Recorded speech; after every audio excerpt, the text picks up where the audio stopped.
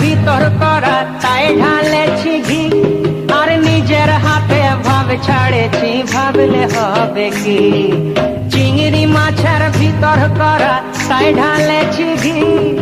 নিজের হাতে ভাব ছাড়েছি, ভাবলে হবে কি।